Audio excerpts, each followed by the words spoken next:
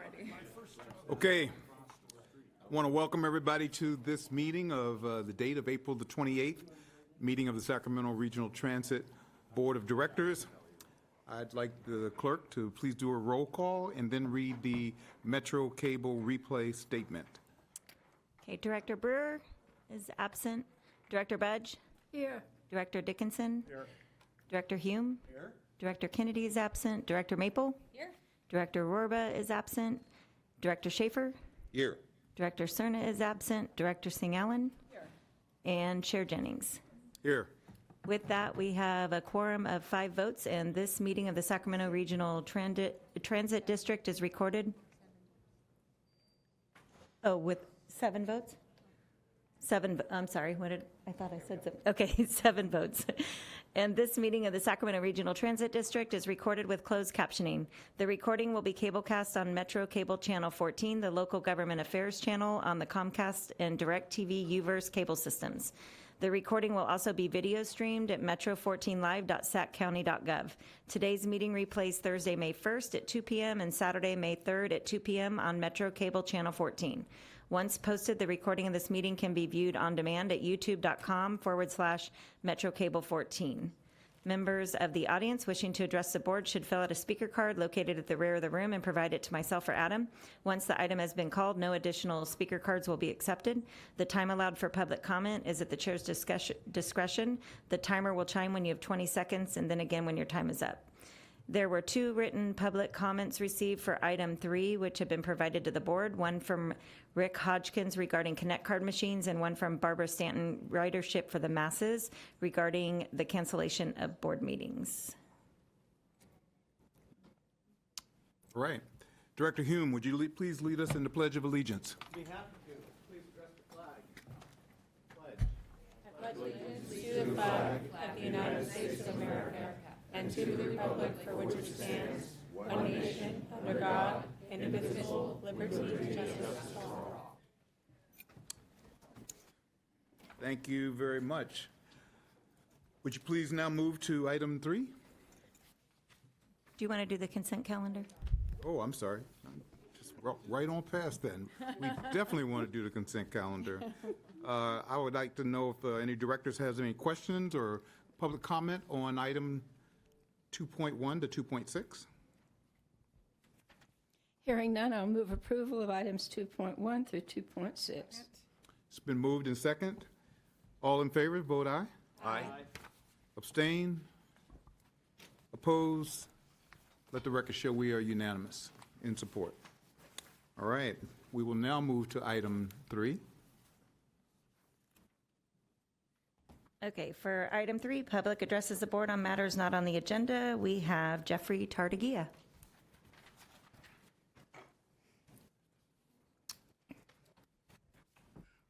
Well, Board, Jeff Tartagia, an advocate, transit, and a number of other aspects.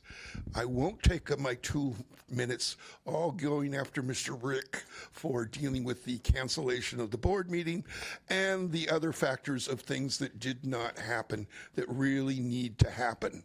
But what I am going to talk about is the fact that also the MAC also was canceled this month. So you've not heard about the latest problems with the light rail. And that is your operators are now opening the doors, not necessarily deploying the ramps. There's also the issue of what's going on is that at various stops you have where the ramps do not deploy. I've been able to get operators at Sac Valley Station to observe and see this happening where it will go intermittently. My understanding is the 11th chain is going to operate and make it where the inside will do the opening of doors, both for the platform and deploying the ramp. I don't see my timer on there to see time-wise, but oh, thank you. I'm sorry, looking at the other spot through there. I also want to compliment and say that the new website, I'm still exploring. That's come up through there. And also the factor of that, let's see, what is that called? When you first did, and this is not any too much reflection of their sayings, but when you first did the bus bridge for dealing with from Globe down to Cathedral, A lot of riders could not see the information and the way that it was labeled in there in dealing with interruptions on the signage left some complaints and left some issues through there. This last time where you're doing it right now, regarding for Dos Rios, of pulling out at Al-Qaeda Flats and doing, I've not heard any comments about from the riders of other than the fact of where is the gold line or blue line running. And that was, again, when I got on here, was a few minutes behind. I'm assuming in part Time is up. respectless. My time's up. Thank you, Jeffrey. Next, we have Helen O'Connell.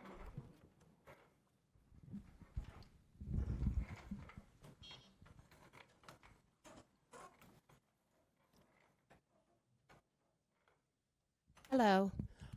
I'm going to talk about the rollout of the new software for RTGo. I've had many friends that have had issues with at least the first 4 or 5 days. The buses are extremely late. Some of them have been up to 4 hours late. People that came from dialysis, they need to get home. They have medical issues that they need to deal with when they get done with dialysis.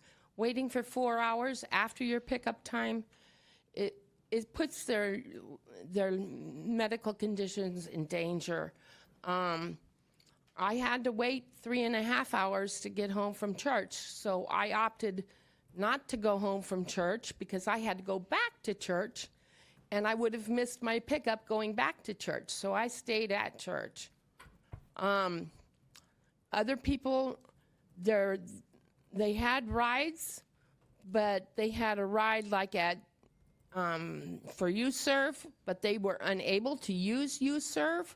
So they canceled UServe, and the bus was coming from RTGo, and 30 seconds before they got out to the bus, the ride was canceled.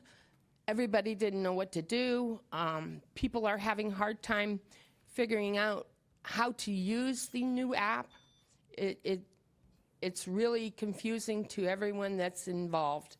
Receptionists, dispatchers, drivers, and riders. I'm hoping it won't take too long before they can work out the bugs, but I think the big issue is that there wasn't enough information put in there. Thank you. Thank you, Helen. And that's all the public comment. Great, great. Okay, let's move to our next item. I'm confident that all of the concerns that were spoken about in our open session will be addressed by staff. And so we hear your concerns, and I thank you for bringing those concerns to our attention. And I'm sure they took notes, and they will be addressing those concerns, especially with the software and the safety issues. So thank you very much for presenting that to us. Okay, next item, please. Next item, 4.1, new business information, physical health update and long-term outlook. Jason Johnson is here to present this item. Welcome, Mr. Johnson. Thank you. Good afternoon, Chair Jennings and members of the board. Today I'll be providing a fiscal health update for SAC-RT, along with our long-range outlook focusing on the next 5 to 10 years. The presentation topics will be some peer comparisons, a little bit of historical and current information, our 5 and 10-year forecasts, a brief overview of some capital funding history, and then a note on federal guideline impacts.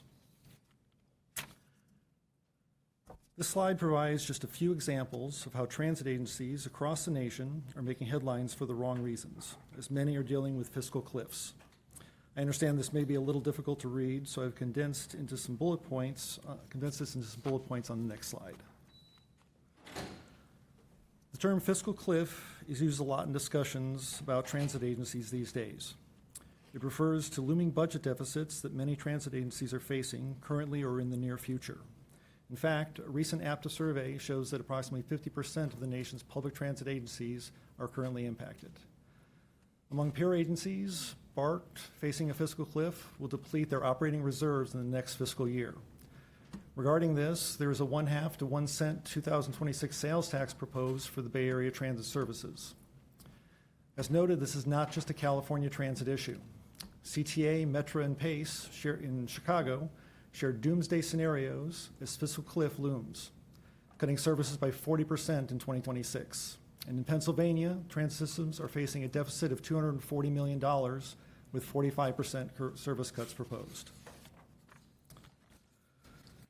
The good news is that this is not SAC-RT. Even as we operate with significantly less local funding support as compared with many of our peers across California. Many of you have seen this slide before, which highlights the disparity in local tax measure funding for public transit agencies in California. For context, the 1.5 cent LA Metro sales tax covers approximately 50% of their operating budget, whereas the 5 cent that SAC-RT receives is covering only approximately 22% of our budget at this time. Additionally, there have been discussions about a 1/4 cent sales tax for the Sacramento region for public transit. However, this 1/4 cent added to our current 5 cent sales tax would still put us below each of the peers on this list in total. But in the face of this adversity, SAC-RT has embraced a mantra of doing more with less and a laser focus on business process optimization. A great example of this is how we have significantly increased our operating reserves from approximately a low of $3 million in 2016 to nearly $40 million today. This was in large part due to the availability of federal stimulus funding in response to the COVID-19 pandemic. Through strong fiscal policy and strategic planning, we were able to shift around funding sources to maximize the benefit for both operating and capital needs while improving our financial position.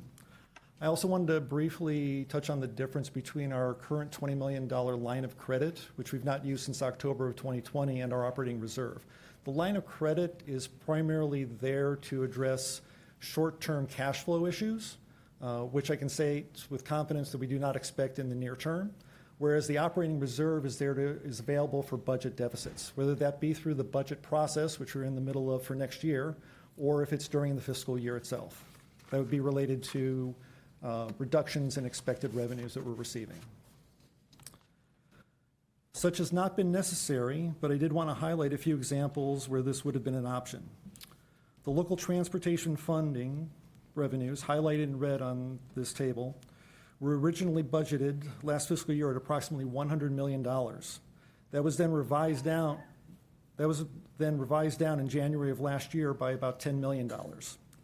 Then in the current fiscal year, the LTF revenues, which are currently budgeted at $87.8 million, have been recently revised down again by about $7.2 million. Staff was able to close these funding gaps created by these revenue reductions through a combination of shifting available revenue sources and expenditure reductions. The main expenditure reduction in this year was the replacement of our Smart Ride program with SAC-RT Flex, which is projected to save us $8.5 million in the next fiscal year, with a cumulative savings of approximately $100 million in the next 10 years.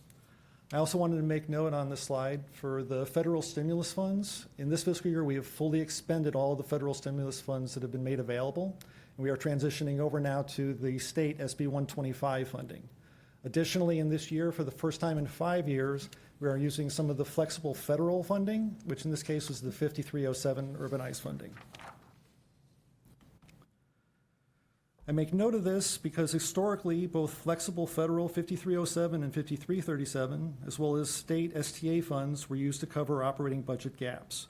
I want to make note that the upper portion on each of these bars, which I believe is in orange or green, orange represents the entirety of the funds in most years. There are small amounts perhaps, but mostly the entire available funding, flexible funding that was available in each of those fiscal years that was then taken away for or made unavailable for capital projects. This unfortunately negatively impacted our capital projects by limiting the funds that could be used directly or leveraged to compete for larger funding opportunities. However, starting in 2021, with the availability of the COVID-19 relief funding, we're able to shift the majority of flexible funding back to capital projects. Unfortunately, as relief funding decreases and expenditures continue to increase, we are now having to use some of the flexible funding once again for operations. In 2028, we'll have to use all of our flexible funding to cover projected operating budget gaps, as all current relief funding will be fully expended. And by 2030, even those flexible funds will be insufficient, and we need to start using our operating reserves absent a new revenue source.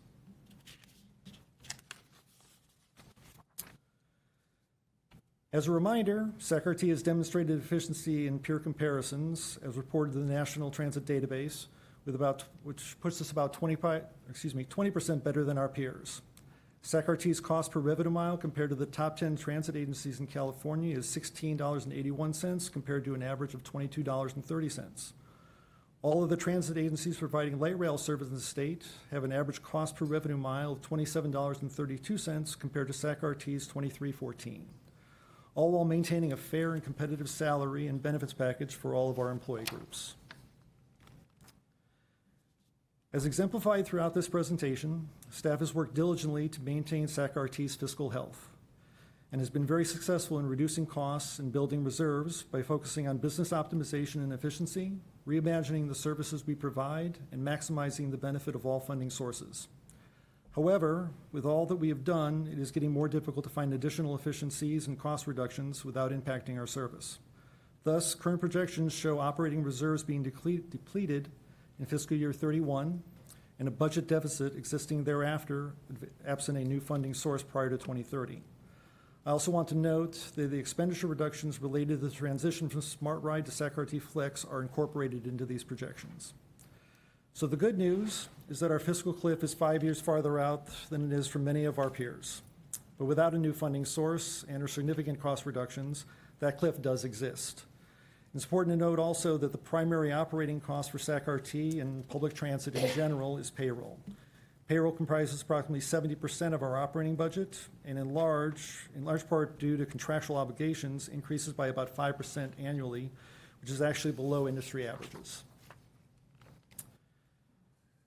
As was previously mentioned, prior to fiscal year 21, we primarily used flexible federal and state funding for operations, which significantly impacted our ability to compete for capital funding, as well as provide general funding for state of good repair projects.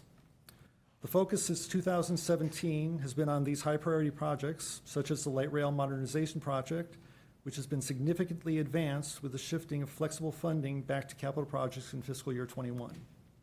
However, shifting this funding once again to operations will lead to our inability to have matching funds available when applying for competitive grants to fund many of our outstanding capital projects. I also want to note that the significant increase in capital funding since 2021 is not solely due to the shift of flexible funding from operations to capital, but very much a result of the hard work and success of our grants team and others in pursuing all available funding. Lastly, under the new executive administration, there have been several changes that will impact the federal funds SACRT receives in the future. While this does not have a direct impact on current operating revenue streams, it may reduce the funding available for capital projects, which will indirectly impact operations. There are also many unknowns at this time. Staff continues to review and assess the impacts of future changes. So, in summary, staff has worked proactively to maintain fiscal strength. We've extended the use of federal stimulus funds, shifted flexible federal and state funding to capital projects, increased operating reserves to almost $40 million, continued focus on our business process optimization, and are constantly analyzing service models to maximize benefit and reduce costs. SACRT Flex replacing Smart Ride being a great example of this. And while many public transit agencies are already facing their fiscal cliff with significant reductions in service and staff, SACRT's fiscal cliff is still 5 years out, but emphasizes the need for a new funding source before 2030. This presentation is meant to start a dialogue regarding SACRT's funding needs. We have given you a snapshot of the efforts we have taken to remain fiscally strong, as well as the challenges that lie ahead. With leadership from this board, an experienced management team, a well-established strategic plan, empowered employees, and an engaged public, staff is confident we can overcome these challenges. That concludes my presentation. I would be happy to answer any questions. Thank you very much. Why don't we start with director comments? Member Maple. Thank you, Chair. I really appreciate it. And I know we'll hear from the public after. I just quickly wanted to say that I really appreciate the amount of time and energy that the entire staff and the executive director have put into really streamlining the operations. I think that it's very clear by looking at the numbers, looking at the budget, comparing it across other transit agencies that we're doing a really good job on that front. And so I just really want to call that out. And then it also seems to me that one of the biggest opportunities that we have in front of us is the possibility of a ballot measure in 2026, hopefully, if all goes well. I know there are, I think, maybe not competing efforts, but different efforts or different conversations happening. I'm wondering if anyone can kind of briefly update us on that. And if not, if we can have an agenda item in the future to really go into that more in depth. Thank you. Member Dickinson, then. Thank you, Mr. Chair, and thanks for the presentation. I was curious about the fare box recovery ratio at 7%, and from a couple of standpoints. If you go back a little bit in time, maybe a few years, regional transit was close to 30%. And fare box, yeah, I see you furrowing your brow, but some of us remember when Federally mandated. when it was there, and that gets to the second aspect of this. There had been state requirements. I think RT got some relief from those at one point in time with respect to fare box recovery ratio in order to receive state funding. So can you comment first of all on the reasons for fare box recovery ratio being now at 7%, what, if any, options there may be? Obviously, raising fares is an option, but are there other options to boost that fare box recovery ratio? And thirdly, what legal requirements, if any, are we operating under from either a state or federal standpoint with respect to fare box recovery ratio? So I'll answer the last question first. The fare box recovery ratio was postponed or suspended. That affects all transit agencies in California. I believe that's coming up or being revisited in the near future. We're still under that at this point and not required any specific requirement. Regarding the historical, I didn't realize that we were at 30% in the past. I know that we were in the low 20s pre-pandemic. The lowering of the fare percentage at this time is really in response from what happened during the pandemic, but we've slowly returned. We've slowly been increasing that. I believe we were at a low of around 3 to 4% right in the middle of the pandemic, but it's slowly been growing since that time. Regarding increasing the fares, I can't speak to that directly at this point. But well, I'm sorry. I was actually asking about options. If you think there are options outside of raising fares that could enhance fare box recovery ratio. We do know that there's a return to work order at the state level at this point. We're working with the state to try and improve those revenue streams. So that's one thing that will definitely help us when that occurs in July. We should see a boost at that point. Okay. Yes, and it actually was near 30% if you go back into the 80s and 90s. I do think that it would be worth assessing if there are strategies that we could adopt or employ to increase the fare box recovery ratio outside of increasing fares. I mean, when you look at your charts going out into the period of time when you have an unidentified gap, even a modest increase in fare box recovery ratio could cover those gaps. I mean, if you had even 5 to 10%, if you got up to say 15 to 20% in that range of fare box recovery ratio, it would address in fact, it would more than address those gaps, I think, if I was doing my quick math correctly. So that's why I'm curious. That's one thing that RT does have within its control. There aren't maybe a whole lot of other things, but that is one thing. Thank you. Great. Mr. Chair, can Yes, I just chip in on that? Try to improve the recovery ratio is actually one of the top priorities, and 80s, 90s, ridership recovery, the fare box recovery ratio was 25-30%, as high as that.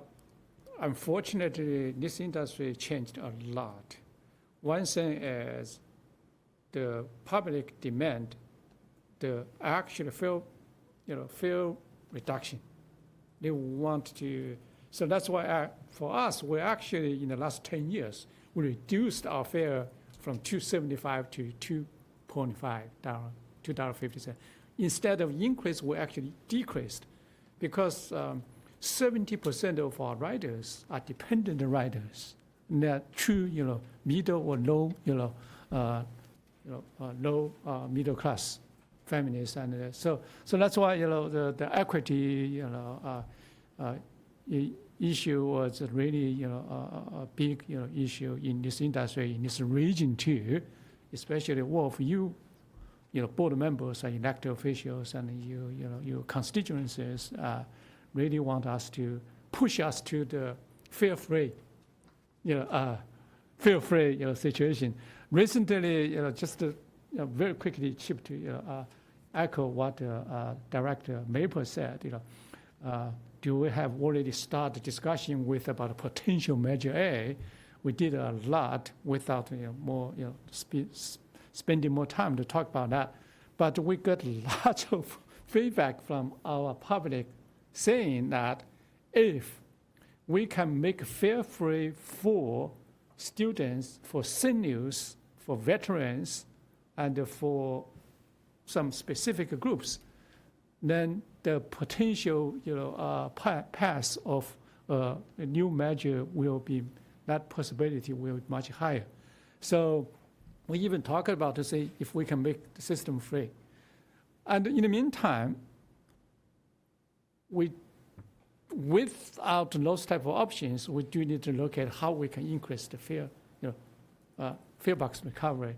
So we would love to work with staff, community partners, and the board to propose some potential initiatives to increase the recovery ratio down the road. Mr. Chair, if I just follow up briefly. Obviously, with any fare increases, there's a certain amount of deflection, and so you have that tension of do you lose riders when you raise fare but realize greater revenue? There's always that debate to be had. They call that the death spiral. But that's why I'm trying to probe, and I think it's worth some examination about whether there are strategies outside of adjusting fares that could lead to more fare revenue and therefore a greater fare box recovery ratio. And to me, I mean, I'm not sure where other transit agencies around the country are running now with their fare box ratio recovery, but it seems to me if we have some examples around the country that are successful, more successful than 7%, and I suspect there are some, then maybe it's worth taking a look at those examples to see if there's something that could be applicable to our own landscape. We did lots of peer comparisons. One thing what we have been working very hard since like 3-4 years ago was trying to work with state government because there are about 100,000 state workers. Yeah. We asked to say if you just give us $20 million or $10 million fixed payment, then we will make all 100,000 state workers ride-free. We would love, even love for the family members ride-free, because right now we only receive about $3 or $4 million from them. But in the meantime, each of them can get up to $300 a month subsidies for riding transit. But lots of them didn't want to use that. So we worked with state, we had multiple meetings as late as last week to say if we can move forward on that. We work with the highest possible, officials to make, we probably need to get you guys involved to help us to make those type of, if, for example, if we get $20 million, that means that is about 17% recovery ratio, additional whatever. So thank you for encouraging us to do that. Happy to be involved in those kinds of conversations. Director Hume. Thank you, Chair. I do agree that the fare box recovery ratio issue is a big one, and I can tell you in the time that I've been on this board, I remember I thought it was an FTA requirement that you had to be bouncing up around the 28% in order to be eligible for grant funding. And so it was not beyond the pale to be near 30%.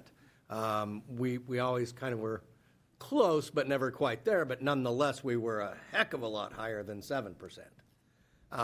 And so there's a portion of reasons why that is, and I think the pandemic obviously played a big part in that.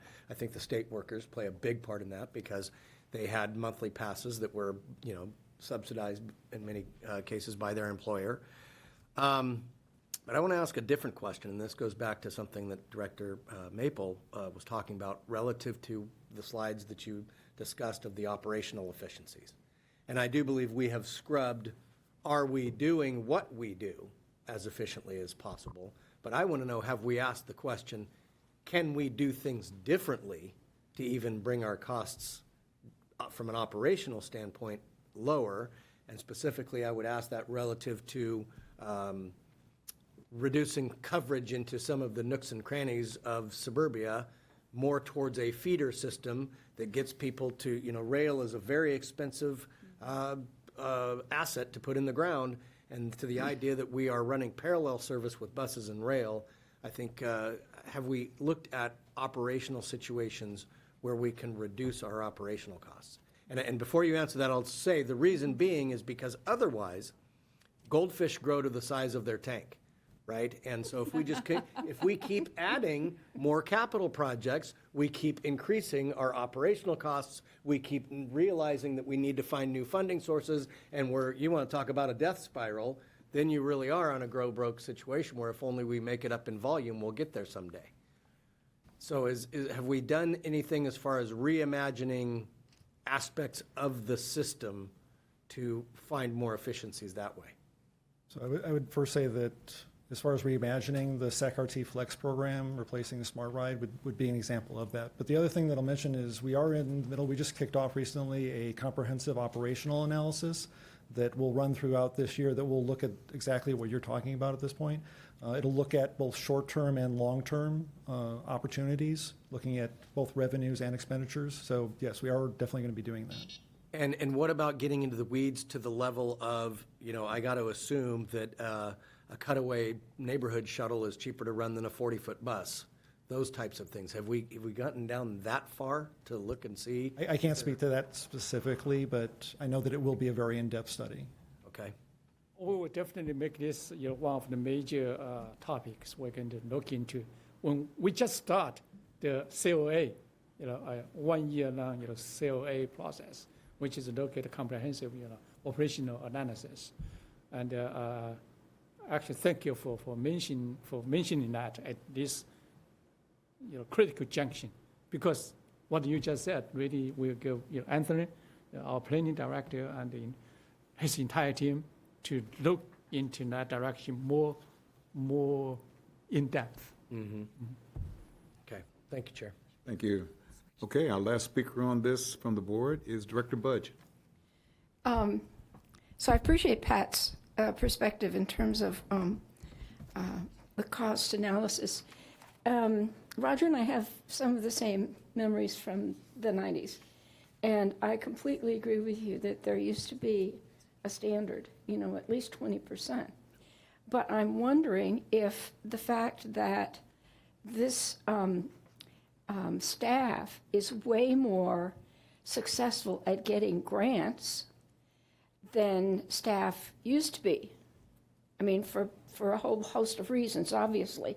But depending on how the budget is calculated, maybe the fact that Henry and his team are more successful at bringing in lots of grant dollars makes the finite dollars that is the actual fare paid seem a lesser percentage within the total budget. So, not being a budget person, that would be the first question I asked. What's the actual dollar value of the fare box recovery regarding the total dollars of the budget? But then you have to look at what happened with the people who used to ride the bus. And Henry referred to that, the fact that the composition of the ridership today is probably different than it was 6 or 7 or 8 years ago. And especially at the point in time when Phil Cerna was chair, and he constantly emphasized choice riders. all those choice riders had to stay home. And now we know that the state is struggling with whether or not to bring people back to their offices down here. And the whole thing kind of has an impact on what fare box recovery is actually going to mean in the future. So Pat is 100% correct. There really need to be strategies of how we look at delivering public transportation that doesn't cost as much, perhaps, as it used to. So, to the question about the fare box recovery ratio Yeah, and then the additional dollars that are coming in, those additional dollars that I noted on that one slide, those were capital dollars. So those aren't factored into the operating side, so they aren't actually part of that recovery ratio. But I will say that the operating budget has increased significantly over time, an average between 5 and 10% year over year, whereas the amount of fares have perhaps not increased by that same amount or enough to keep up with that percentage increase. So even as our overall percentage does increase a little bit, the overall budget increases somewhat faster at times. So the fare box recovery goes into the operating budget. yeah, we're bringing in more money. It's to the operating budget. We're bringing in more funds on the fare box side, but at the same time, our expenditures overall are increasing. The primary really issue about the recovery ratio down is about just simply put some basic number in last 10 years. The contractual obligation for the salary increase annually about 5%. It's a very nice song, by the way. So cumulatively, it's about 75% of cost increase within 10 years. In the meantime, our fare box, our fare ratio or rate did not change a dime, we actually decreased.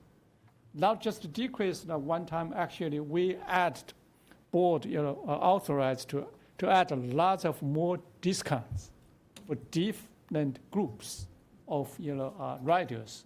So that virtually reduced the previous ratio 20-25% more than half. Well, maybe even 75% reduced by that much. To go back to 30%, 25% in the industry, right now industry average is about like 7%. And because we will face the same situation. But what Director Dixon said about looking for the potential way to increase the revenue without impacting the fare rate to $2.50 without increase that.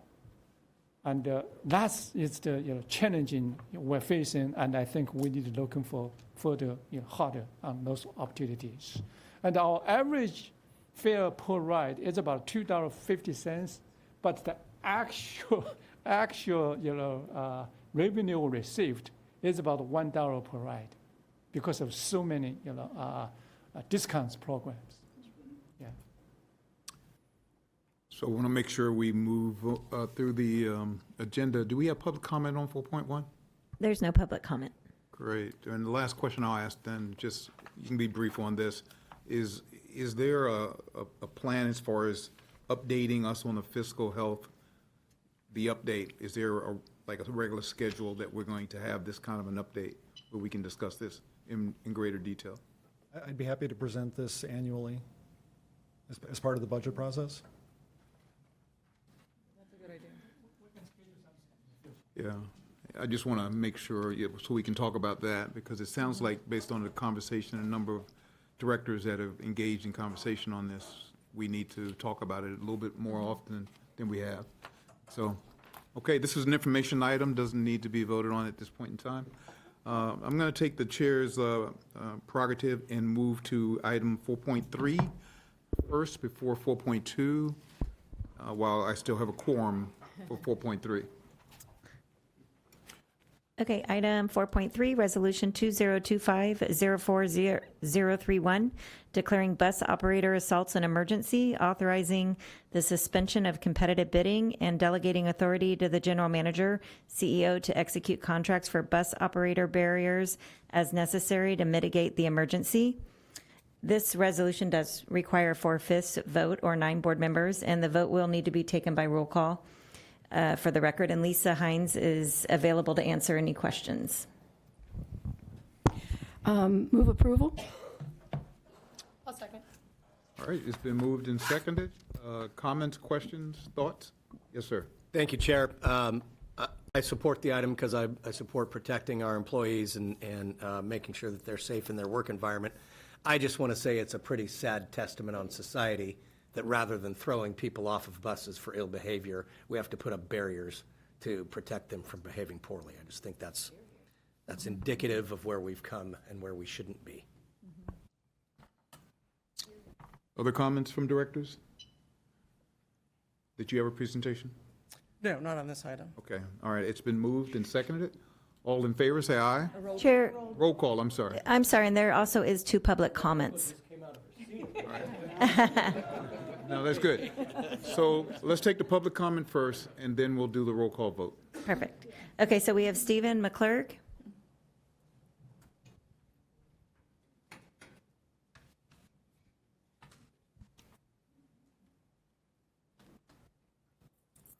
Mr. Chairman, board members, I am a 25-year veteran operator here at Regional Transit, also bus and rail.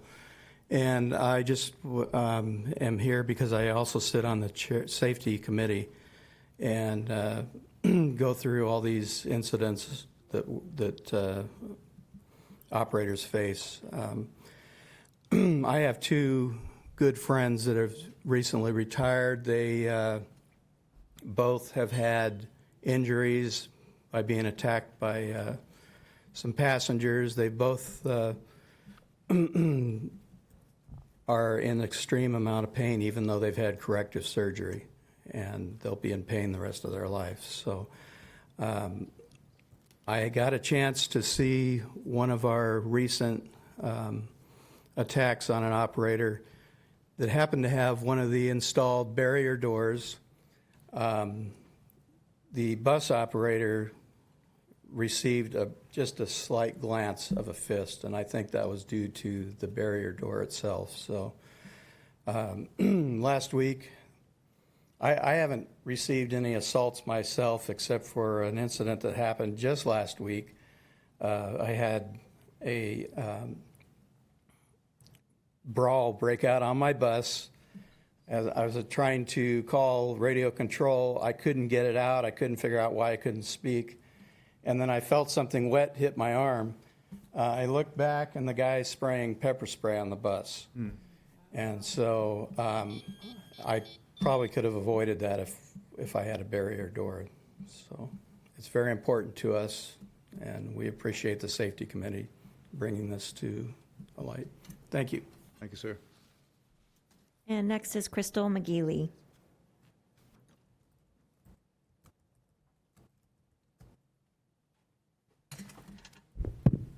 Good afternoon, Chairman Jennings, Vice Chair Singh Allen, correct? Yes. I want to thank you. I want to thank you for this. It is with great appreciation the members of ATU 256, voices of the past and the present, and secure our future. One thing I stress is about getting home, every day getting home. I stand before you hopeful now and grateful we have never, like ATU 265 or ATU in Oregon, we have never had to put anybody to rest. We have never had to visit any funerals. I've been into several funerals the last 3 years of my presidency, and I'm grateful I haven't had to be at a funeral based off of somebody getting stabbed or killed on one of our buses. I am also impressed that Sacramento Regional Transit is co-sponsoring AB 394. And I believe he's going to hand it out to you. And basically that bill, with the help of the past, Mr. Dickinson, you also was a part of this. I want to thank you for the past of putting up this. I also want you to know that the AB 394, that bill from Assembly Member Miss Lori Wilson, who I had the honor of standing up and speaking on behalf of ATU 256 and protecting us. These barriers aren't going to solve everything. We're still going to have issues, but I can guarantee you every day that we have the ability to kind of block stuff, keep stuff from hitting us, keep people from spitting on us, keep people from pulling us off the bus. Little things like that does matter. So I heard right before she said, point of order. I'm hoping that this recommendation that the staff gives, I'm hoping that I hear all ayes. I really, really do. So I want you from the bottom of my heart, as a 22-year member bus operator, I want to say I'm not going to cuss, but it's about damn time. Okay. All right. Final speaker? That's all we have for All public right, comment. good. We have a motion and we have a second. We need a roll call vote. Yes, Director Burr? Aye. Director Budge? Yes. Director Dickinson? Director Hume? Director Kennedy is absent. Director Maple? Aye. Director Rorba? Aye. Director Schaefer? Aye. Director Cerna is absent. Director Singh Allen? Aye. And Chair Jennings. Yes. Item passes with 9 votes. Director Dickinson. Thanks, Mr. Chair. I just want to say, Crystal, I'd almost forgotten that legislation I carried a few years ago, so thank you for reminding me. No, I'm very pleased that we are moving on this with the right amount of speed to make it happen and make sure that our employees are safe, in a safe environment. And, for all those who are out there doing things that shouldn't be done, I apologize on their behalf. But at the same time, we realize we're in a society that doesn't have the same values that we may all have, and doesn't understand the importance of public transportation, employees coming to work and wanting to come to work, not wanting to not come to work because of how they're being treated by the public. So fortunately, we do, and we know how to make things happen, and we're doing that tonight. So as you say, it's about damn time. So let's go. Hear, hear. Thank you. Okay. Next item, please. Okay, we're going to go back to 4.2, information item. Mystery Rider Program update. Lisa Hines is here to present this item. First, let me start and say thank you for passing that. We're excited to make that happen quickly. Chair Jennings, members of the board, I am Lisa Hines, VP of Safety, Security, Customer Satisfaction, and Facilities. I am here to present the Mystery Rider Program and provide a short safety and security update. In late 2023, SACRT went out to bid for a Mystery Rider company and contracted with a customer's point of view to conduct 25 mystery rides a month on all modes of SACRT transportation. The first mystery ride occurred in February of 2024. The Mystery Rider program consists of our contractor hiring and training mystery riders to take trips on SACRT's various modes of transportation. The mystery riders assess how we are doing while they are on our system. Each rider is unknown to SACRT staff and fills out a digital scorecard while taking their assigned ride. They later upload the data and the photos that they have taken, documenting their experience on our system. Each scorecard has an overall score. Here you see an example of questions on our digital scorecards. We worked in collaboration with the contractor to create a comprehensive scorecard for each mode of transportation. One of the highlights of the program is the fact that the contractor places all the documents on their database. This allows us the opportunity to read the scorecards and run reports in a timely fashion. Mystery riders grade SACRT on items such as ADA compliance, operators' behavior, on-time performance, and bus stop cleanliness, to name a few. Customer satisfaction works directly with operations to monitor each and every scorecard. To date, there have been 315 mystery rides completed on bus, light rail, and paratransit, with a system-wide average score of 94 out of 100. Out of the 25 monthly rides we contract for, 13 are for fixed route buses, 6 are for light rail, and 6 are for paratransit. Overall, we've had a very positive feedback from our evaluations. In talking with the president of a customer's point of view, she told me that SACRT is consistently doing very well compared to our peers. Although we strive for perfection, we cannot ignore that we do have some room for improvement. The top areas that we need to work on are on-time performance for fixed route, ADA announcements for light rail, and the need to escort Sacramento Go passengers door to door, all of which we are actively working on. Now let's transition to a quick safety and security update. At the last board meeting, a speaker mentioned that his wife felt unsafe while riding the train in the evenings from Sac City College around 9 p.m. I thought it would be helpful to highlight the large number of security staff that we have to deploy on our system. Now, this is when we're fully staffed and every position's full, what you're looking at. And as you can see, we have over 150 security personnel when we're fully staffed. We are constantly assessing and reassessing the best times and locations for each security resource with the goal to provide Sacramento employees and riders with a safe and secure experience. Examples of what we consider when assigning security staff include crime, calls for service, street harassment survey results, and feedback from riders and employees. We reviewed all train trips per day and created charts so we could really get into the weeds and understand exactly how many trains we staffed in a particular day. And I want to share an example that we looked at. So on a weekday, Monday through Friday train trips, there's 137 available trips. We're averaging, and during the week, 116 to 126 trips covered with security staff. Although some would love to see a police officer in every single train, it just isn't feasible. This is why we leverage technology, such as the Voice of God and Hayden AI, to help us enhance safety and security significantly without adding additional staff. I want to conclude with thanking Director Cerna for reminding staff of the importance of having a mystery rider program and prompting us to re-implement the program. That concludes my presentation. Thank you. I'm hearing wonderful comment. My ears whispering. Good job. Okay, so do we have comments from community? Okay, we have No comments. public comment. Vice Chair, please. I just wanted to recognize and thank you for this, paying attention to the Mystery Rider program, but specifically the safety aspect. We're not going to have riders unless they feel safe. And in order to expand and grow the program, having more riders, we obviously want to make them safe. So really thank you for that. That's all.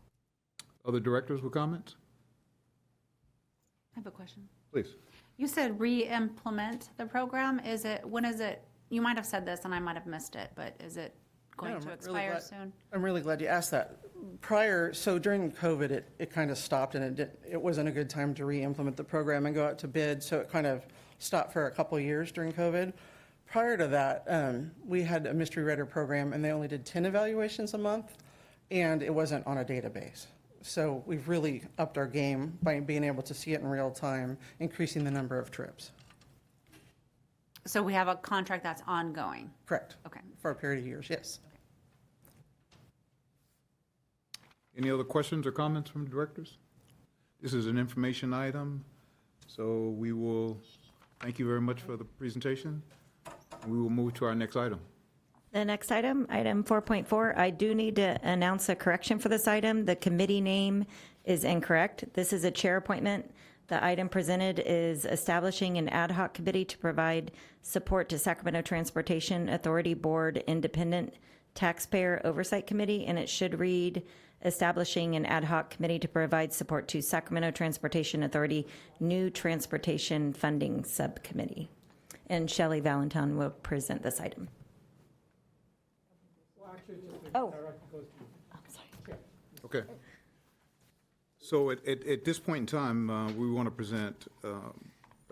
to propose a 5-member subcommittee. And I've had a chance to talk to some and not to others, but I will call out the names that I've had the opportunity to speak to. Katie Maple from the city of Sacramento, Anna Robor, I'm saying that wrong. Rohrbaugh, thank you. I'm going to get that before this term is over. Linda Budge, Rod Brewer, and Phil Cerner. That would be the 5 that I would propose. So if there is a significant problem with any one of them serving at this point in time, now would be the time to say, this is not a good fit for me right now. Yes? Yeah. Okay, we're good? Honored to serve. Good deal. Good. And then can you establish a time for the committee? Okay. All right, we can do that later, right? Or duration? I think we want to, We need to do that now. So What are you doing? what we need is for the chair to establish a scope so that the board, the subcommittee knows what they're doing and a time frame. I mean, like start date and end date? Yeah. Well, Mr. Chair, I would propose a start date of immediately and an end date of the Sometime in the near general future. election of 2026. Second. I think it's typically 12 months, 12 but we months, can yeah. reappoint in January when we do the reappointments for committees and commissions, Yeah. if that what'd you works. say for 2025? I like that a lot, 2025. We'll go until December and start now immediately as effective as of today. And what else do you need? A scope of what their task is or what they're supposed to be doing.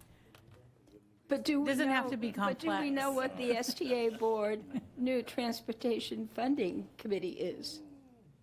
Probably. I don't know all the details of that committee.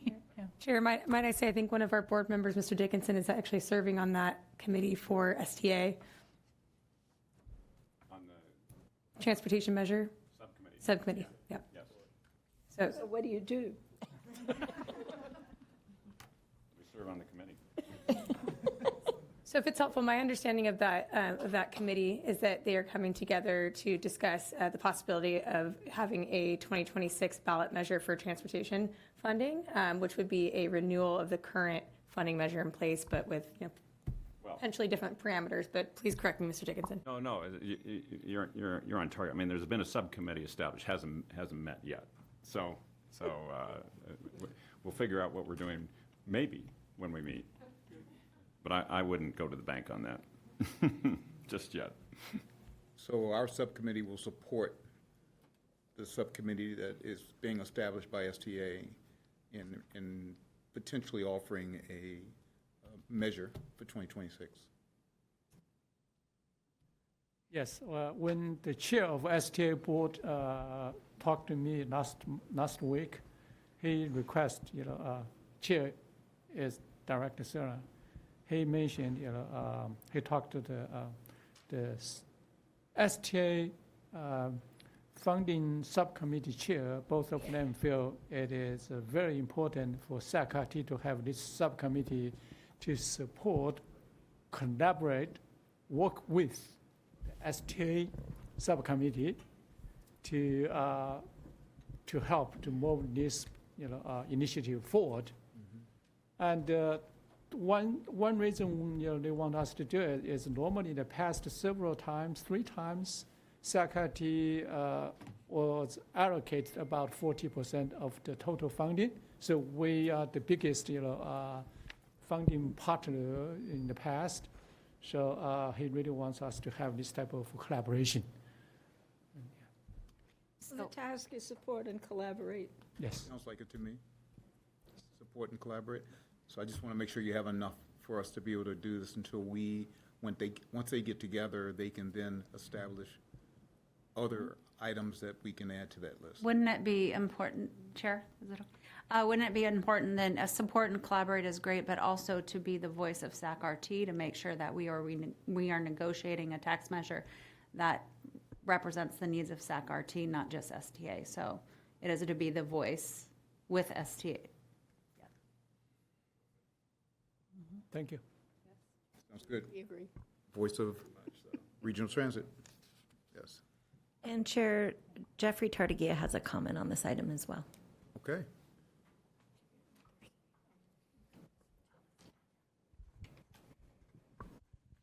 Board, my comment was because years ago I did with the oversight committee of the STA, and that's what it looked like this was about rather than a separate committee. But if anything I can do to encourage this, please continue. I'm working on property tax for a issue because we have failed so much on sales tax. But that was my public comment regarding this item, is I thought it was an oversight to the Oversight Committee that's a separate committee of the STA. Okay. You have what you need? All righty, great. And do we need to take a formal vote on this? No, it's a chair appointment. Gotcha, perfect. All righty, let's move to the next item, please. The next item, 4.5, is an information item. Report regarding amendment number 1 to contract change order number 1 and contract change order number 7 to the contract for Dos Rios Light Rail Station with DMZ Builders. There is no presentation for this item. The procurement ordinance requires that this information be shared with the board, and it is detailed in the staff report. Henry Ikwat-Ukwa is here to answer any questions. Okay, we're looking for questions from the public and/or from the board.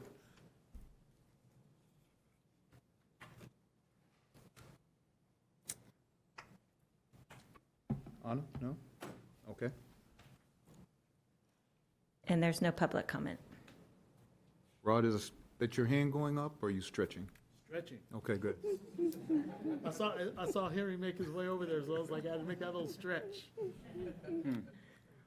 Okay, I don't see, no questions from the public?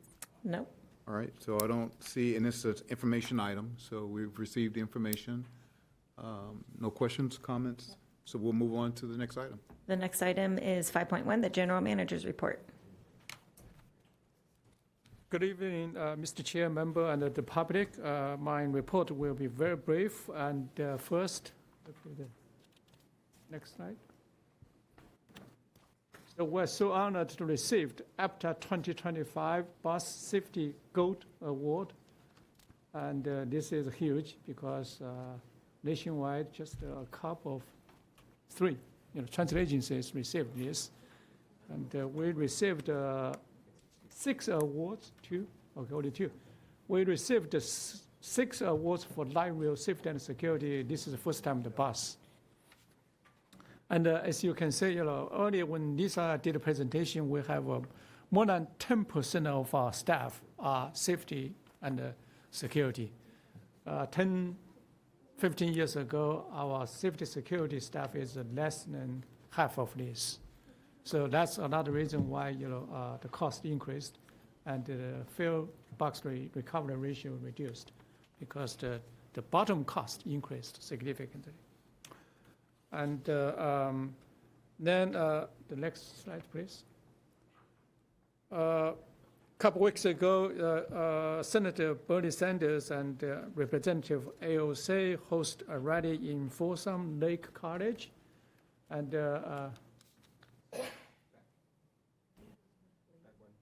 yes, here, yeah. Senator post in his website, encourage everybody to ride SAC-RT. So we get appreciate and we get, so we immediately add more service. And we first planned to get more service there. But with that, message, because, that's probably one of the most influential, messages, or the rallies. So we add more service, which was very successful. You saw the people line up to board our bus. Then 2 weeks ago, next one, please. We implement this tap right service, contactless payment system, which is super convenient for our customer. And so then, earlier, Helen, and we also heard from a couple, SAC-RT Go paratransit service, customers complained about our app change, the scheduling system change. And we had a little bit of hiccup, and we immediately get the feedback. Helen, we immediately get the feedback. The second day, You are 2 weeks later. Thank you. So, and we talk to, internally, staff work day and night, literally 24/7, that couple days, try to find the box to address, what went wrong. And thank you for mentioning this in front of a board, so our board members, more, get a more clear message. And this past weekend, just 2 days, Saturday and yesterday, we released our new website. And as you can see, the new website is very, very, is much better. So every week we had some initiatives, going, and we have been very busy. Okay. That being said, that concludes my report. Get back to you, Mr. Chair. Any questions, comments, or thoughts to the general manager? Thank you, Chair. Just want to say really pleased about the new website. Excellent work by the team. And I've already gotten some really positive feedback from constituents and others who are transit riders here in Sacramento. So just want to say kudos to you. Others? Any public comment on the general manager's report? Yes, we have Jeffrey Tartagia. Jeffrey, how you doing? I can hear you clearly.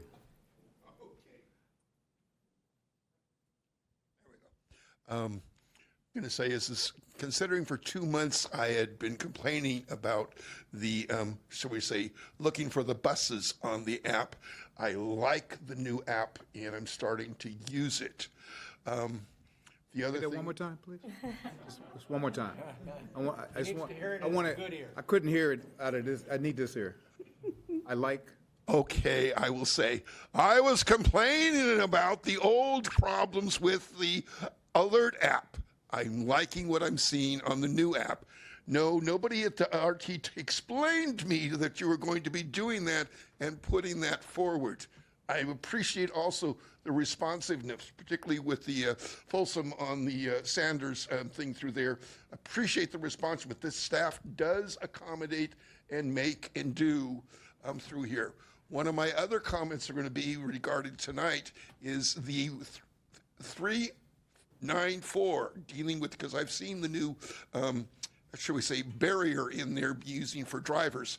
We'll be coming up with appropriations on Wednesday, shall we say, the 30th. I just looked that up in the daily that I picked up today as dealing with the hearings at the Capitol. Yeah, I spend right now at the Capitol having hearings to say no, yes, or that's a bad piece of legislation. I have that with a few. But anyway, Henry, thank you. I expect to meet further. I expect that we'll see some things going on through there, and I hope we can find out what is the way that we get a measure for dealing with income and should we say what's happening to us, because you've got a lot of capital projects. You need to fund those underneath. Thank you. Thank you, sir. Next, we have Helen O'Connell.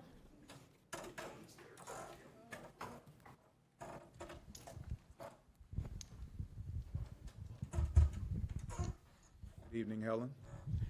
Good evening, one more time. I'm glad that SAC-RT is getting that award for safety on the buses. I do have some questions. The new Tap to Ride, my friends are going, how do I make my credit card work on that? I'm not sure if they need to register their credit card or what they need to do to get it to work. Whenever they've been trying to use it, it hasn't activated, so I don't know if maybe it wasn't fully operational or not. So just a few questions.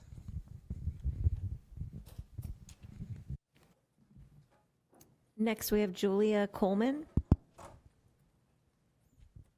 Good afternoon, board members. I am Julie. I am not a mystery rider to Artigo. I am a 17-year veteran of paratransit. One of the main things that I really wanted to address was we need more reservationists, more drivers, more dispatchers, mainly because the ridership has gone up from the 900 to up to 1,500, and that's a day. That makes it very difficult for us to get to where we want to go, when we want to go. Wednesday on the 23rd, I had a pickup time of 4 p.m. I didn't get picked up until 6:30, almost 6:30. I spent 68 minutes, that's an hour and 8 minutes, on the phone, listening to 68 times of RT appreciates your business before I could make my reservations. Our drivers need their overtime pay all the way back to July. Those are wages. There's no difference between the wages and overtime wages. The reason that a lot of this isn't working out with this new app is that you have a requirement that you must pick, because it's share ride, that you must pick up 4 riders before you have your first pickup. This is not bus stop to bus stop. This is essentially address to address and zip code to zip code, from Elk Grove, all of Sacramento, and Folsom. How you could cap our bus drivers to 120 for us is beyond my ability to comprehend. There's never been one single reservation in 17 years that has not been courteous. And if they didn't know the answer, they found out the answer for me. The same applies for the drivers and dispatchers. Thank you. Thank you.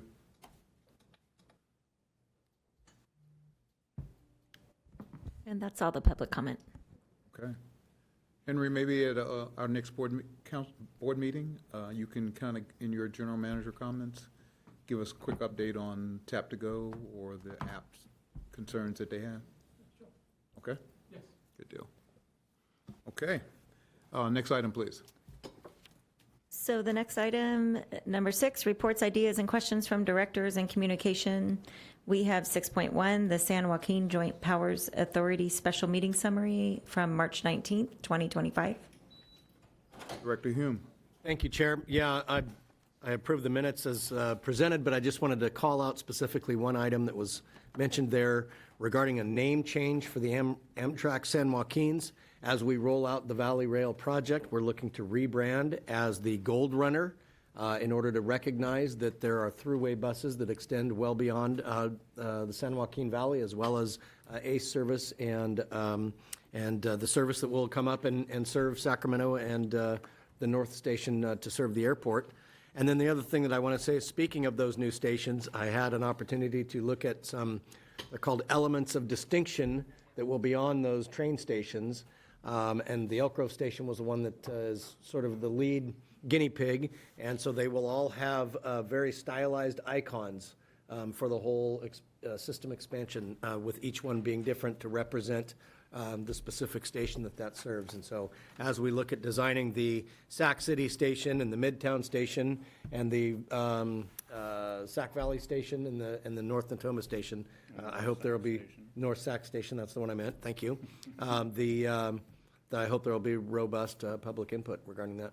Thank you. Thank you. The next item, 6.2, Mobility Advisory Council Meeting Summary of March 20th, 2025. And Blanca's here if there's any questions. Are any questions regarding the Mobility Advisory Council summary? Okay. And 6.3, the Capitol Corridor Joint Powers Authority Meeting Summary of April 16th, 2025. I confess, Chair, I'm not prepared to make that report. Can I make that report the next meeting, please? Absolutely. I appreciate your honesty, and we will take that report when you are ready to present. But I can pick up for Director Schaefer. Oh, we got a handoff here. Hold on. Fantastic. Thank you, sir. Got it. Got it. You're on 6.3. Got it.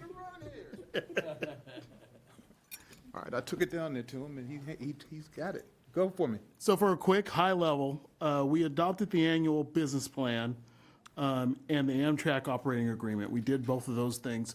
But we also talked about the next steps in the Tap to Ride program on the Amtrak trains for the Capital Corridors and how that program will work for the other 2 service lines that work throughout the state, and how that will translate in providing service between the Bay Area and Sacramento. So those were the 3 items that we addressed. It was a very quick meeting, but it was a very fruitful meeting. Thank you very much, Director Brewer.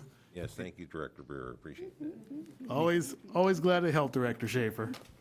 Any questions or comments regarding that? Anybody? Okay. Did you want to speak? Oh, I was told I couldn't. I think you've been here the whole meeting, and did you sign a speaker sheet? Okay. So I know you missed that timing, so I'd like to give you the privilege of being able to be the last speaker. Are you okay with that? A lot of you might know, I'm L.R. Roberts, and I live in Oak Park. So a lot of you might know Warren Cushman, who used to do advocacy here before he moved to the Bay Area. So we were at that new hearing office on O Street last week, was it? I had to park 9 blocks away because there's no handicap parking. Warren is completely blind. He said, "Will you help me get my ride?" So I took him to the corner of O and 10th, and his ride didn't show up. And the guy told me that he could not drive from where he was, which was on 11th Street, which was on L Street, over to where I was, and I gave him directions with all the one-way roads. So eventually I took him to a restaurant, and he waited hours later to get a ride. So where that hearing office is for the state is right by light rail. And I had forgotten that if on our side a block to the other side was where the light rail entrance is, I don't think there's any way Warren would have been able to find that. And I don't like where this hearing office is, because if you step out, what you're doing is stepping out right into the light rail. So I don't think that, we've got to do something about that, because people do go to that a lot. A lot of disabled people use that hearing office. And getting from there to the light rail station, if you're blind, I don't know how I would have explained it to him.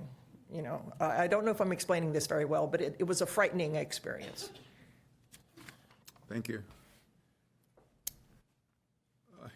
Henry, you can have somebody look into that. We will. Please. And you're available to speak to them. Okay. We will move to the final item, which is our closed session. Closed session, item 10.1, conference with legal counsel pursuant to Government Code Section 54956.9, existing litigation, Lackey versus Sacramento, case number 34202300334262. And I will announce that there will be no report out after the closed session. So thank you for coming. Look forward to seeing you at the next meeting.